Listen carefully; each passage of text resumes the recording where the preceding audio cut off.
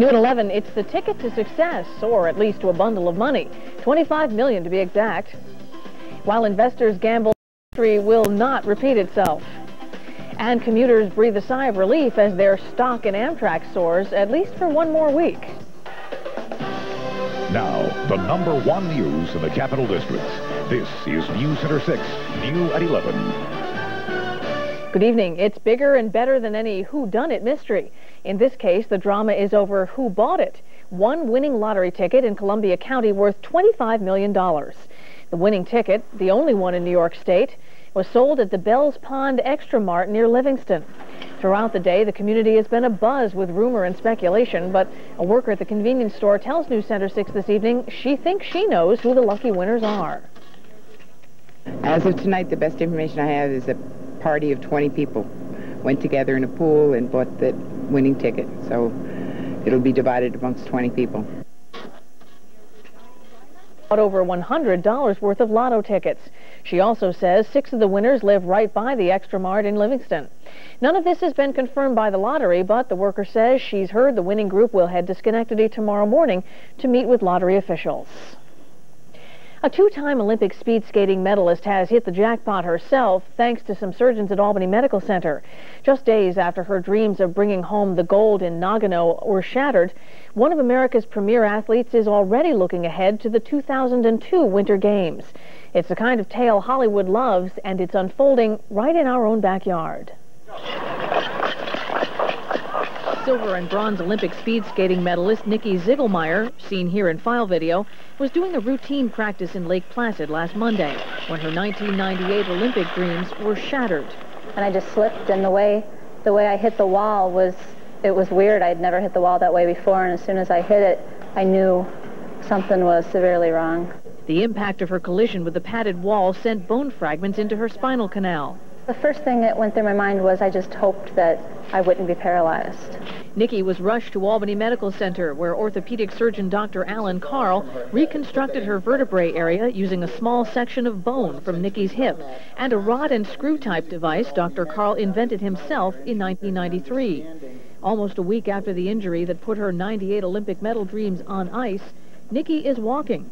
And while recovery is #1 on her priority list now, she's young enough to go for the gold medal in the Utah Winter Games in 2002. Everything happens for a reason, so maybe the gold wasn't going to come this time, even though I felt like I've never been skating better, and I focused more this year than any other year in my life. But I'm thinking maybe 2002 is my year. Nikki plans to go home as soon as tomorrow. While Nikki places her stock with the doctors at Albany Med, millions of Americans are taking stock of their investments. It was 10 years ago today when the stock market crashed as the Dow Jones Industrials plummeted more than 500 points. That day will forever be known as Black Monday, and some are fearing a repeat performance may be in store. Both IBM and Microsoft will report their quarterly earnings tomorrow, and while one financial planner doesn't expect a crash, he says the market may turn down somewhat if those earnings fall short of expectations. I would not be surprised if we did get some disappointing earnings to see the market take a drop. Earnings really are what drives stock prices ultimately. So again, I would say to you that if we get disappointing earnings, I wouldn't be surprised to see some downward trends. Last week, another leading technology stock, Intel, disappointed analysts, sparking a major sell-off. But Valletta and other analysts caution investors not to try to time the markets. Well, commuters are placing a bit more stock in Amtrak, at least for 1 week. Today, union leaders announced they would push back their strike deadline against the railroad to October 28th. More than 2,300 track workers have threatened to walk off the job this coming Wednesday in a dispute over wages. An Amtrak strike could leave nearly 400,000 commuters scrambling for alternative ways to get to work. A 21-year-old Berkshire County motorcyclist is killed this evening in a head-on collision. Police say Mac Kalinowski of Pittsfield was riding his motorcycle on Gale Avenue when he slammed into a pickup truck. Kalinowski was taken to Berkshire Medical Center but later died. The driver of the pickup, 39-year-old Thomas DeAngelis, was not hurt. Police are still investigating but say alcohol was not involved. But police say alcohol was a factor in a crash that's left 2 people in critical condition after their car veered off the road and into a parked tractor-trailer. It happened around 1:30 this morning on Route 9W, just south of Ravenna Queeman Selkirk High School. Police say Juanita Hooks of Selkirk was drunk when she lost control and veered nearly 20 feet off the road and into a tractor-trailer parked in the nearby lot. Hooks is in critical condition tonight. Her passenger, 27-year-old Darren Dio of Catskill, is also critical. A Columbia County teenager who police say was drunk at the wheel has been charged with criminally negligent homicide. Yesterday, we reported 17-year-old Heather Firth, a senior at Taconic Hills High School, was killed when the truck she was riding in flipped over. Well, police have now charged the driver, who is also a senior at the school, with responsibility for her death. Authorities are withholding the teen's name while prosecutors decide whether to charge him as a minor. Well, call it a case of getting just a bit too close to the story. A television reporter in Romania knows that feeling after a stunt driver loses control and crashes head-on into the reporter. The car was supposed to climb a platform and then explode in flames after hitting the ground, but the driver never made it that far. Remarkably, everyone walked away with just minor scrapes and cuts.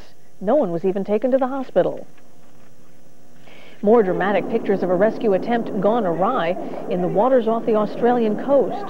The video shows a yacht and a tanker colliding after the tanker tried coming to the aid of 4 people aboard the sinking boat.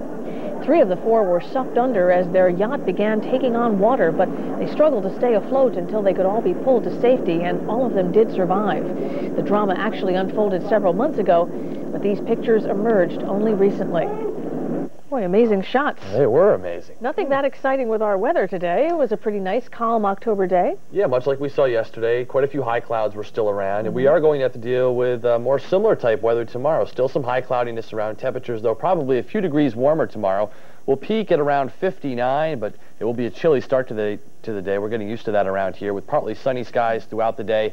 Still that veil of high cloudiness around. We'll be sandwiched between 2 different systems tomorrow, so we'll be dealing with some clouds and then more changes as far as cooler temperature readings come as we head into the middle and latter part of the week. I'll talk about that in a few minutes. I'm used to seeing frost along the grass as you get the paper in the morning. These mornings have been chilly, and they'll continue tomorrow morning as well. All right, thanks, Steve. Okay.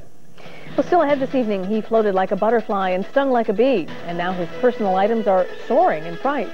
The details when New at 11 returns.